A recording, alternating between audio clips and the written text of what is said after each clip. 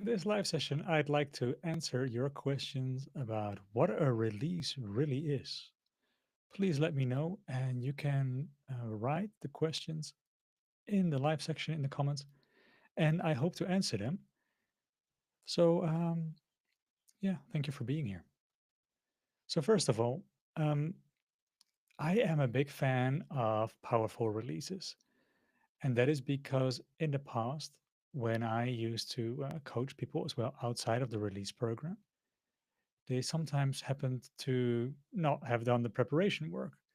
But yet, in the time of where emotional healing was completely controversial, and saying anything about emotions caused me to get lots of negative emails, I really wanted to show people that emotions and releases and becoming symptoms, becoming symptom free is related.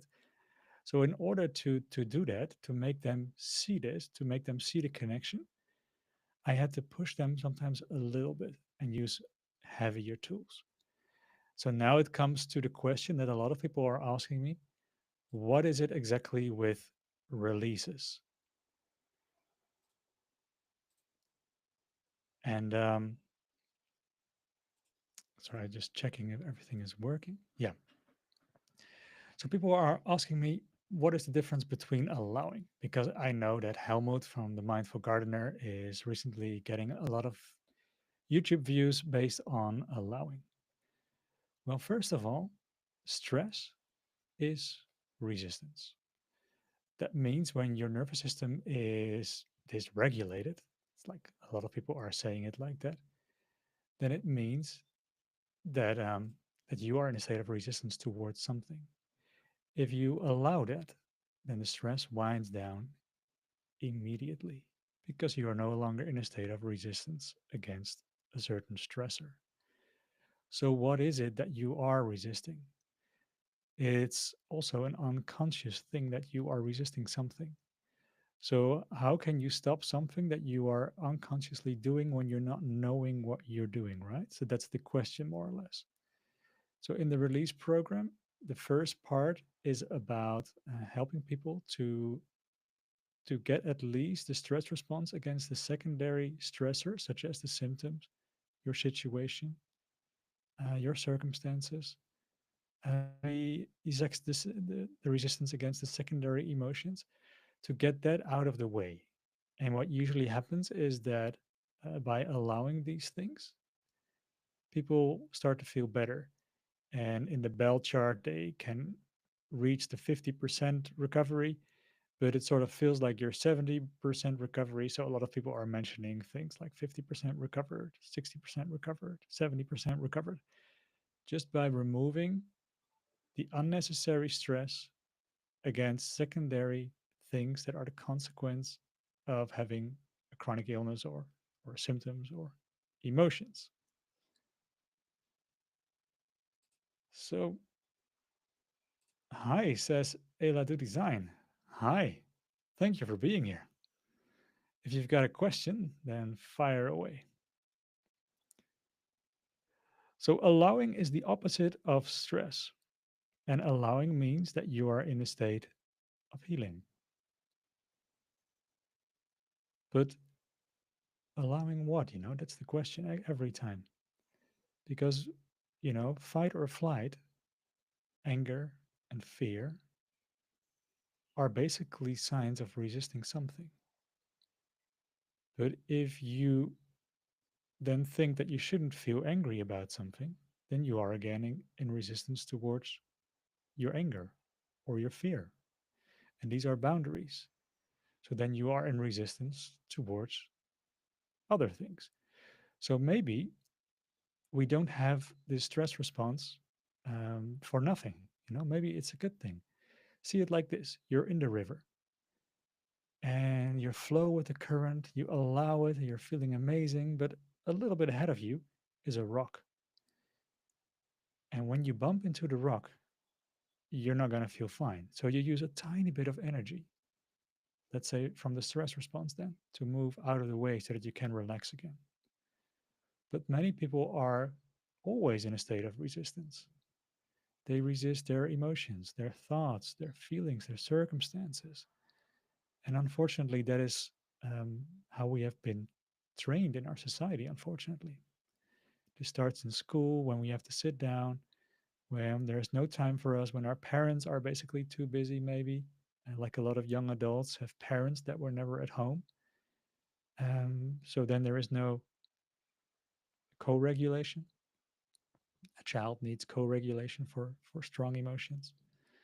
And a child needs to, like to know that it's okay to have these emotions. And yeah, I'm getting also some other messages here. I'll continue with my story after this.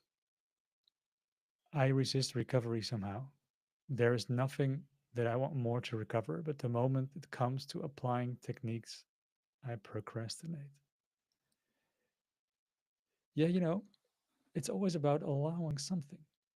And when you allow that specific something, you move out of the way, you let the stress move away from your body, and you get a reaction in the form of crying, or maybe slight shiver, or maybe some goosebumps. Maybe speaking your truth already does that. These are the gentle releases. They are actually very important because when the client has done the preparation work, then they can experience a lot more very gentle releases. Whereas if you haven't done it and you would like to experience what it could be, then we need to force you a little bit and do something more overwhelming. But it's very important, very uh, empowering to see that the emotions and the symptoms are connected. All right, some few more questions. Um, and procrastinating, talking about that. I think when you procrastinate, then either you don't really understand the um, the method right enough or good enough, or that you're still in resistance towards your feelings and you're not ready to dive in. And we have to respect that. I mean, most people need 2 years of a chronic illness before they are ready to really go within and to feel themselves and to start crying and to start relating to themselves in a different way.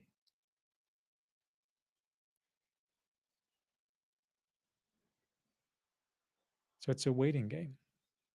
How long does it need and how bad does it need to become before you're ready to go within to do the work?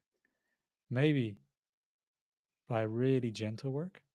I mean, that's always better, I think.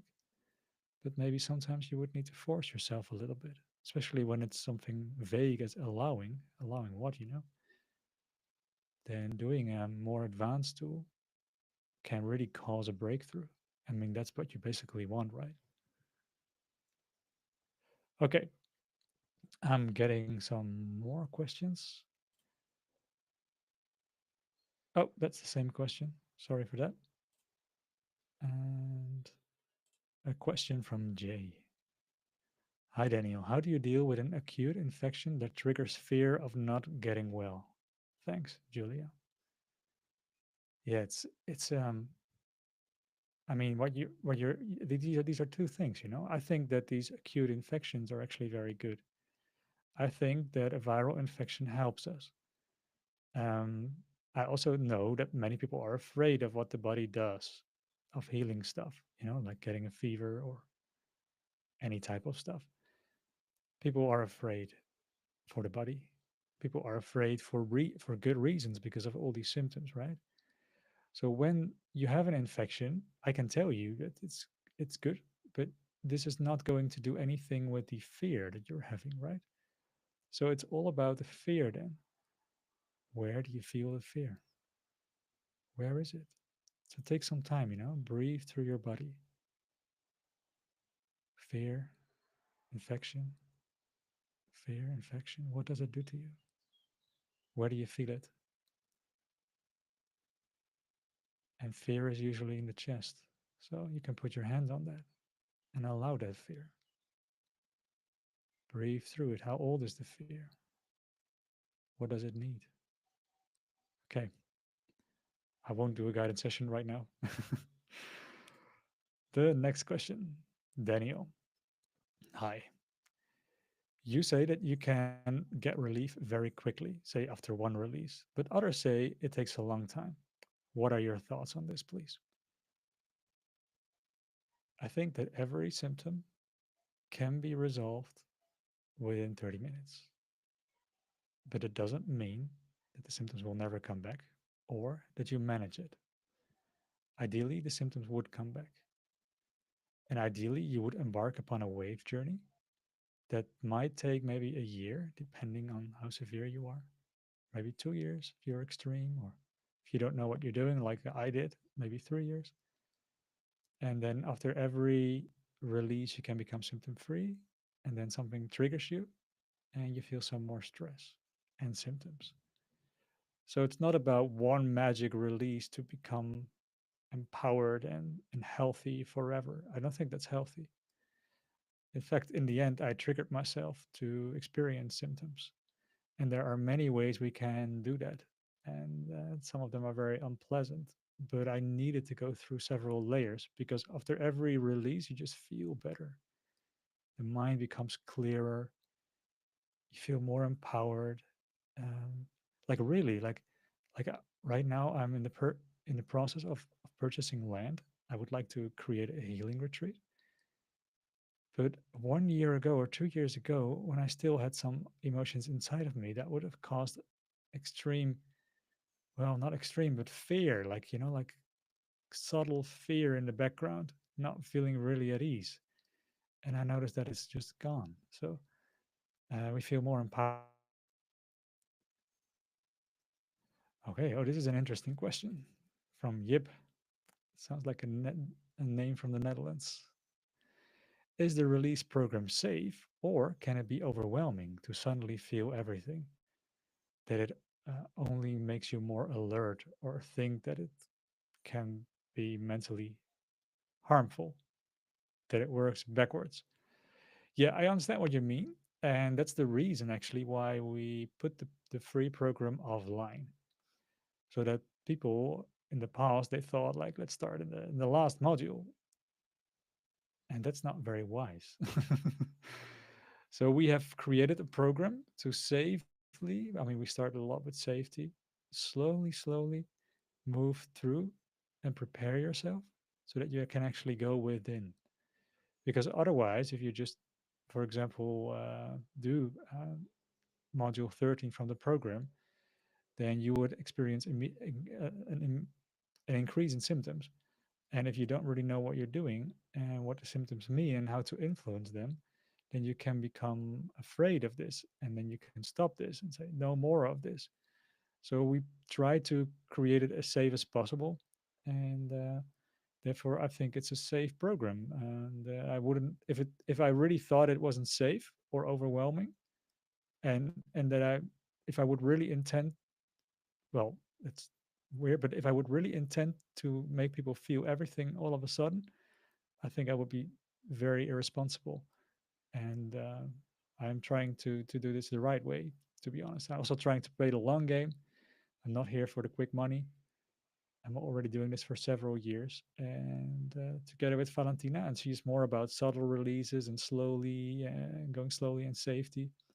We have the program, so it's we want it to be more empowering than an extreme thing. But I know that there are extreme things, especially also outside of the program, like crazy breathwork things. You shouldn't start with that. Okay, I hope that answered your question. And Sailor, what about emotions that come from generational trauma? Well, emotions just need one thing, and that's to feel them through, no matter if they're yours or not. Because usually emotions also repeat themselves. So you create sort of unconsciously the same trauma that your grandparents had. Um, so is it really like an emotion that passed, or is it just adaptive behavior that you've taught? Maybe it's a combination of both. And a lot of times when we see that people who were, for example, in very extreme events like for example, the war in Yugoslavia, is that they were carrying the emotions from their parents, and in order to um, not pass that along to their own children, they needed to do the release work. And a lot of people that I work with are from that place, and they had to cry out the emotions from the parents just by feeling it through and connecting with their body. So there's it's not a difficult thing or something like that. Another one from Yip: how to release the fear of what will come after healing. It's the same thing as I said before. Fear is an emotion that just wants to be felt through. That's it. It's in your chest. Put your hand on it. You allow it. Maybe you say it in your mind: I'm afraid of this and this. Feel it through. Allow it completely. Make it bigger. Breathe into it. And the funny thing is that nothing changes in your circumstances via doing this. But when the fear removes itself, you suddenly look very differently to the future or to any situation, like, for example, the infection.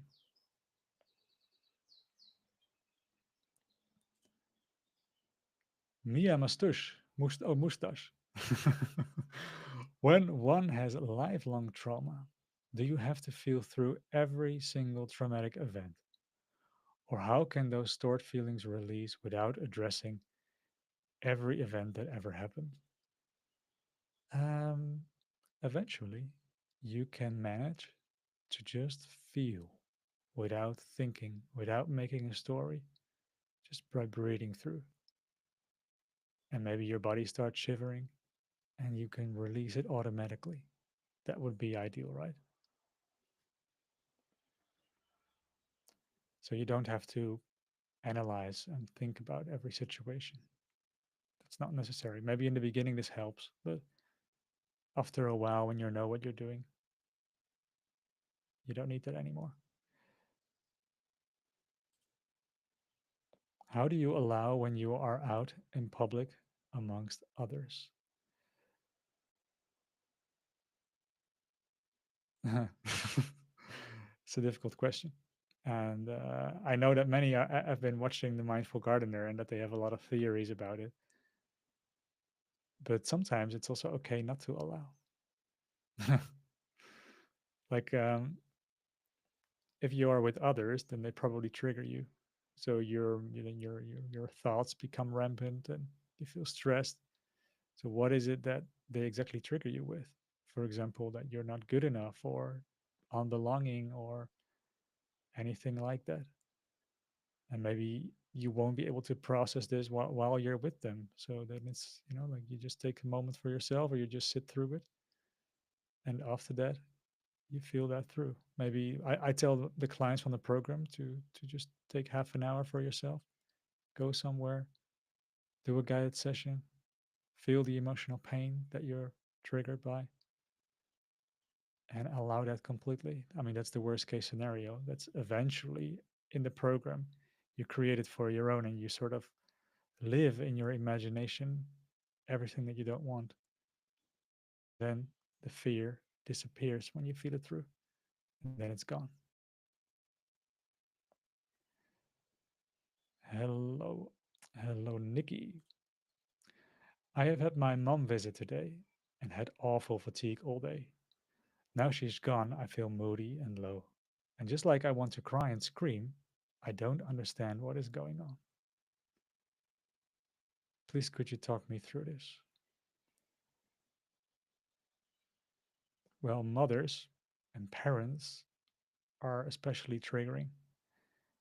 When they trigger you with a feeling from childhood, because that's when usually the most of the trauma was created, and when that comes up, that feeling, like fear or anger or disgust or shame, and when your brain perceives that as a danger, then you might develop fatigue or depersonalization, depression, vertigo, nausea, back pain, all kinds of nasty symptoms.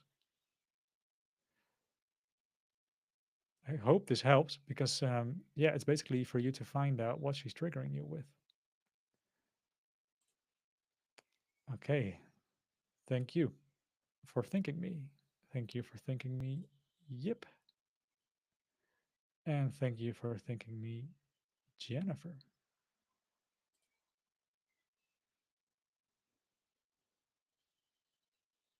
Then another question is from the NVB. It sounds like a political party.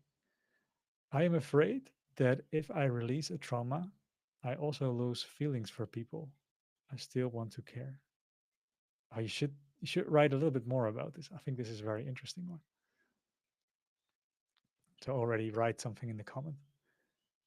Um, because it's actually quite the opposite. Because when you are in trauma, you can't really love anyone. Like most people who are stuck in trauma, they see other people as commodities.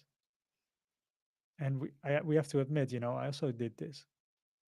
You can't really see other people because what you see is a version of yourself that is in pain, or you see something that you have to do for them. So you can't really see them as long as your filters that you're looking through is through trauma. So by really removing that, you can start to love them for real. Like remove the entire story and you can love them like you would without the trauma. And then you care even more about it, but not in a way that you care in a stressful way, but you just care for them. It's more like an unconditional love.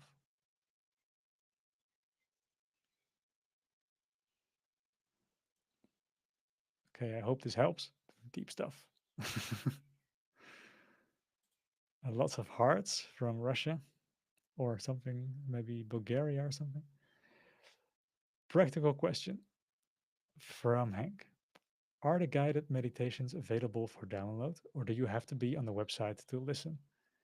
I have a pretty strict screen time schedule. That's why I'm wondering. Yeah, you can't download them. I tried to look into like a system for Netflix that you can install them locally on your device, and but before they were downloadable and people were just sharing them, and I found somewhere else. So yeah, unfortunately, right now we don't have that service that you can download them locally. So you have to be online. Sorry for that.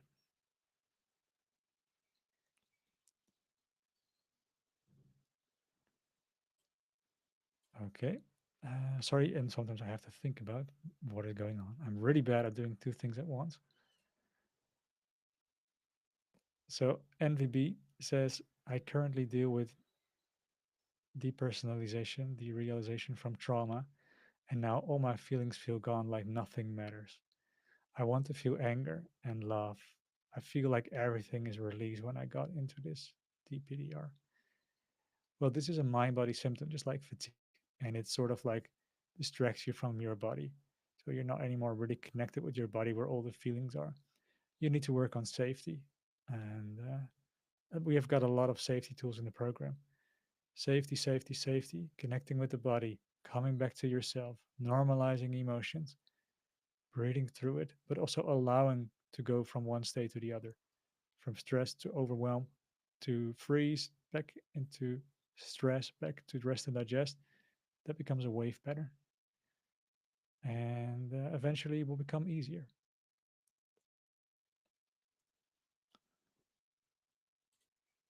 Sailor, what if the moon, oh, sorry, that's your last name. What if the body suddenly doesn't, what if the moon doesn't feel anything? Okay, what if the body suddenly doesn't feel anything at all, even if you think about traumatic events in order to protect you from feelings? Happened to me several times. Yeah, that's basically the same question as before. So I think I've talked about that. Nikki, DPDR, depersonalization, derealization. Okay, it's already resolved. Let's see. Entire conversations here. Then, is there anything else that you would like to know? I think that many of you talk right now about allowing, And when we talk about allowing, it's about allowing feelings, symptoms, emotions, boundaries, situations, circumstances, resistance, people, situations, basically anything, your limitations, your boundaries, your thoughts. You just allow it all. And what happens is then that you remove the resistance, stress response winds down, and the emotion can come through. And then you start crying. Maybe an extreme thing, what I sometimes call like vomiting or burping, or maybe a very gentle release, like some goosebumps. So all kinds of things can happen. So um, thank you so much. And I see that there are no more questions. So, oh, some more questions are coming.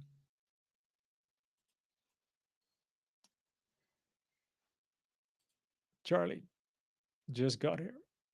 Do you like to use music or movies to get you feel feelings? Yeah. Well, I don't really watch movies, um, but music, yeah, definitely. Some people mention that they listen to the music that they listened to when they were a child, and they start crying. And we have a playlist in Spotify for the or members. Right now, there's like 24 hours of music in this, and all of these songs are there to trigger emotions. Nice question. Thank you. Klikina. Klikina. Nice name. I have a frozen face and can't feel my laughter. Is it from anxiety or is it trauma? Everything is so tense. Well, like it's difficult to give you a proper diagnosis without speaking to you, but this is a very common mind body symptom, like complete sort of like a freeze response. Trauma, it doesn't have to be anything big. Trauma can be very small. Um, yeah, work on allowing, work on safety, work on feeling your body, work on normalizing emotions, learning to feel emotions, learning to express your boundaries, and then things will usually improve. Britta from Berlin. Why do I keep watching videos that are scary or shocking, even though I feel worse afterwards? Well, maybe you're addicted to stress hormones. Like most people are addicted to stress hormones. Most people have no idea what it is to relax. Maybe a vague memory from childhood. I think you have to force yourself through a period of detoxification from this kind of behavior. Put everything offline. Go in a cabin. Go go fish or something like that, or do some gardening stuff, and you'll notice that you wind down in a few hours. Then another question from Daria: is Claire Week's method similar to your release program? I have no idea. Never heard of her. I'm sorry. Maybe I should have, but I just don't. Yep, I noticed that whenever I allow space for emotions to surface, I mostly just yawn a lot. This is this also a part of the physical outlet or more of a bypass? Yeah, yawning is a sign of relaxation, so that's really good. In fact, thinking about yawning makes me want to yawn right now. I just saw actually a video where everyone was yawning, and the police officer that stopped the car couldn't uh, continue with his stuff because he also had to yawn, and then everybody was yawning. Pretty funny.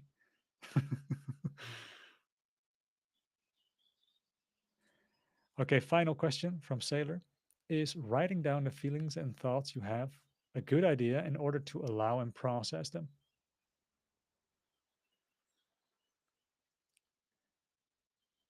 If you don't make this a mental process, then why not?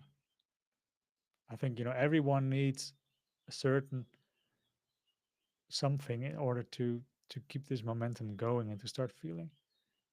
I would find it a very bad idea if you go chronologically through your childhood and make everything miserable. So yeah, yeah, it could be a good idea. I mean, like everything that I'm saying, like we have coaches, every situation is different. And we're talking here about generalizations, but everyone is different. And in a coaching session, we can really find out everything that is exactly the right thing. Oh, some more questions.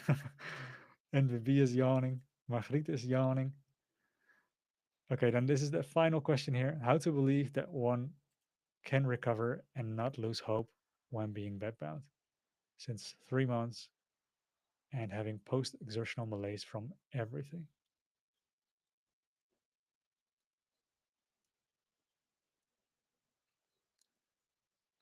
I don't know what to tell you, but maybe it's okay to lose hope. What does it mean if you lose hope? That everything is bad, that everything falls apart, that you're no longer the person that you used to be. Maybe allow that. You know, when you sometimes when you're bedbound or bedridden or having chronic fatigue syndrome, you're being confronted with feelings that you project on the situation, but they're much older. And hope, I find hope terrible. Like, I know you guys want hope. I understand it. But if it's just hope that I'm giving, I'll stop instantly. Like, we really have to give our clients knowing how this works, how to empower themselves, how to get out of their bed. Hope always turns into despair. Always. And despair will always turn into hope. They're two sides of the same coin. They come together. Yeah, I'm really, I don't really, I know, okay, but hope, yeah, hope doesn't do anything.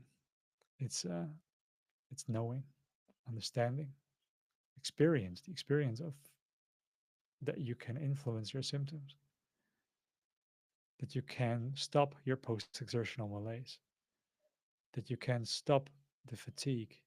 Maybe it will come back, but then at least you know what to do.